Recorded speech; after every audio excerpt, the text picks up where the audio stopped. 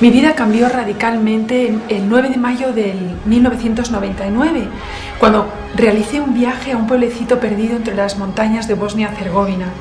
Yo entonces vivía en Londres, ya llevaba muchos años casada y mi marido trabajaba ahí, por eso nos tuvimos que ir. Y conocí a muchos amigos anglicanos. Estos amigos anglicanos fueron los primeros que me hablaron de este pueblecito de Medjugorje. A mí me sorprendió mucho sus comentarios porque primero eran anglicanos, ellos no tienen devoción a la Santísima Virgen María y yo era incrédula entonces. Había escrito solo una novela que estuvo a punto de ganar el premio Planeta de ese año del 99 y había sido tremendamente crítica con la Iglesia. En ella me burlaba de los sacerdotes, me burlaba de la Iglesia en general, de mi fe, porque no tenía fe, era una mujer tibia y no entendía a Dios. Pero bueno, me dejé convencer por estas amigas anglicanas que llevaban ya varios viajes a Medjugorje y ahí aparecí. Recuerdo que mi primer día en Medjugorje fue aburrido, no sabía orar, me aburría el rosario, en la iglesia estuve enredando, haciendo fotos de una manera quizá un poco maleducada, sin respetar a los sacerdotes. Pensaba todo el tiempo durante esa misa que qué porras hacía yo ahí, que tendría que estar en Londres sin perder tanto el tiempo. Sin embargo, Dios ya tenía preparada para mí una gran sorpresa justo ese primer día de estancia en Medjugorje. Y fue al salir de la iglesia, al finalizar la misa.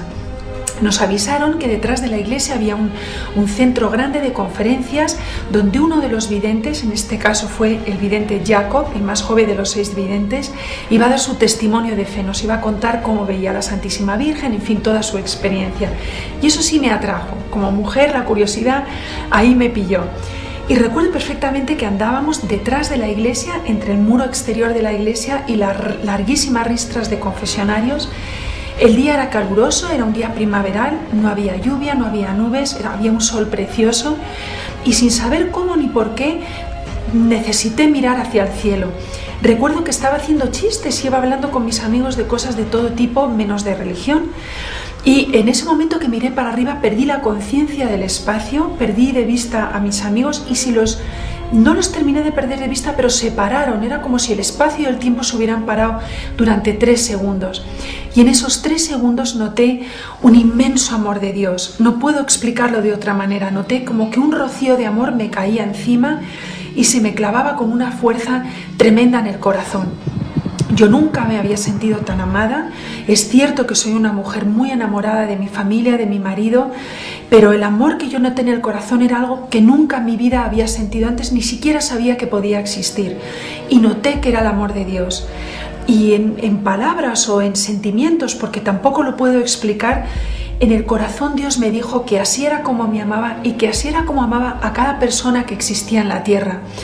La experiencia cesó en ese momento. Recuerden, les he dicho que eran 3 segundos de experiencia. Después de esa mini experiencia, mi gran experiencia a la vez, yo sentí una gran vergüenza, un gran entendimiento de que nunca había respondido al amor de Dios, aun habiendo pertenecido a una familia católica que había intentado enseñarme todo lo que ellos sabían de Dios y de la religión católica. Había acudido a colegios católicos y nunca me había interesado ni la presencia de Dios ni lo que era la Eucaristía, nunca. Sentí una gran vergüenza y, como les digo, quise huir de mí misma. Sentí ganas de gritar, de dolor, con un gran arrepentimiento. Pero, bueno, disimulé y llegamos a la conferencia de Jacob. Fue en la conferencia de Jacob donde ya rompí a llorar analizando no solo las palabras de Jacob, que fueron bellísimas y que en el primer momento noté que era un muchacho que no mentía, que transmitía lo que realmente él sentía y vivía, sino también mezclaba mis lágrimas con la experiencia que me acababa de suceder. Tardé 6 meses largos en contar esta experiencia a mi director espiritual, que fue el sacerdote que nos acompañó en esa primera peregrinación a Medjugorje. A él se lo conté con mucha vergüenza, con temor de haberme vuelto loca. Y nunca olvidaré las palabras de mi director espiritual, este sacerdote maravilloso irlandés, que me dijo: no te has vuelto loca, lo que has tenido es una conversión. Y Medjugorje es el pulmón del mundo de las conversiones. Y lo que te ha pasado a ti me lo han contado miles y miles y miles de jóvenes. Desde el momento de esa conversión, de ese momento mágico en mi vida y sobrenatural y maravilloso, que Dios entró en mi corazón, mi vida cambió radicalmente porque me enamoré de la misa. fue una atracción, como un enamoramiento muy fuerte, muy profundo. Yo no sabía por qué, no entendía la misa, no sabía lo que era el sacramento de la Eucaristía, y sin embargo mis pies me empujaban todos los días en Londres a buscar una iglesia católica para orar un ratito. Cuando ya comencé a entender la misa, en mi corazón brotó una necesidad tremenda de otro sacramento, el de la confesión. Y digamos que estos han sido los dos regalos básicos que yo recibí en esa primera peregrinación en Medjugorje: la confesión y la Eucaristía. Ahora van muy unidas y son los pilares que me han llevado a crecer durante estos 10 años hacia Dios. También desde el momento de mi conversión he notado que el llegar a ser santo es algo extraordinariamente difícil.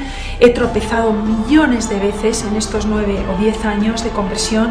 He acudido siempre a las fuentes que han sido sacerdotes, ellos me han enseñado todo. Y por supuesto acudo todos los días a misa, que es donde yo recibo la píldora, la medicina, la fuerza, la luz, el amor para seguir creciendo. El camino es arduo, el camino no es fácil para los cristianos, no es fácil para los católicos, pero Dios está ahí, y aunque todas las puertas se han estrechado en un segundo, Él me pone así de lado para meterme por ellas y llegar a Él. Y desde aquí solo puedo decir que a todos los jóvenes del mundo que quieran ir a Medjugorje, que no tengan miedo, como decía el Papa Juan Pablo II, que ahí hay una espiritualidad muy fuerte y que hay que encontrar el amor de Dios en lugares santos para poderle entender mejor y crecer hacia la santidad.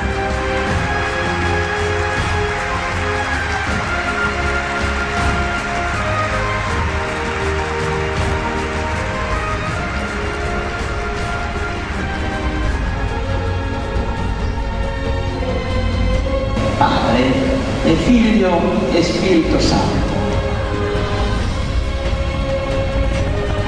Zdravo Mario, milosti puna, Gospodin s tobom, blagoslovljena ti među ženama